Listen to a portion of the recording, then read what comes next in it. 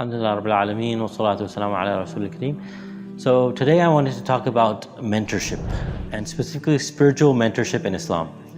So we all know in our Islamic tradition, people would seek out different scholars to learn some Islamic knowledge. In fact, there's many stories where someone would travel from, for example, from Iraq, from Baghdad all the way to Medina, or vice versa, from one distant area to another, to seek a scholar or to seek some knowledge, whether it be some Quranic understanding, whether it be some sayings of the Prophet ﷺ, whether it be some other knowledge. But a topic that's often forgotten about or not discussed is how people traveled and how people emphasize also spiritual mentorship. So even in the early days of Medina, when people were raising their kids, they would have ulama, scholars that would teach them Islamic knowledge and memorizing the Quran and other things. But then they would also have murabbis, righteous people and people of beauty and character that would then teach the people and the kids, starting from the kids, how to be properly behaving as a Muslim. So they have proper akhlaq, proper spirituality and proper mindset of the Quran. So this is an important tradition that happened from beforehand, and this continued.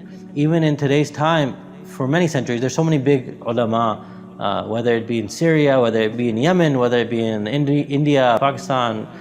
They had a lot of knowledge, but their heart, they felt diseased. So then they ran towards spiritual mentors to help them guide towards righteousness.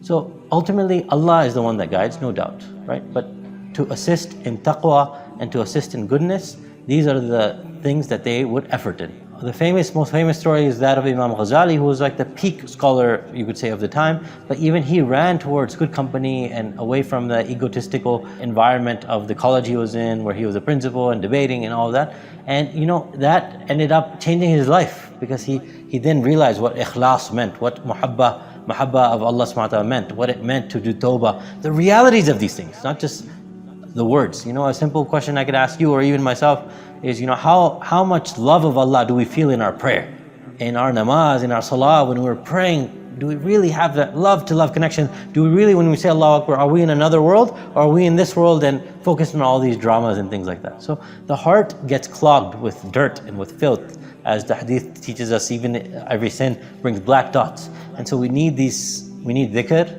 which is the Quran and other remembrances of Allah, and we need the company of the righteous, because that's what purifies the heart. And once we meet people that are completely pure, what's the honor of the Sahaba? The Sahaba's honor is they believed in the Prophet, supported him, but that company of the Prophet ﷺ changed their whole life. His heart was so pure and filled with rahmah, filled with light, that it touched anyone that believed in him and saw him was a Sahaba, reached the highest level of the Ummah, subhanAllah. So this is a very important subject, and that's why spiritual mentorship, or even in Sufism, when people take a scholar as a spiritual mentor, what are they doing? They're just saying, I'm taking this sheikh as a spiritual coach so that I reach closer to Allah and to the Prophet ﷺ.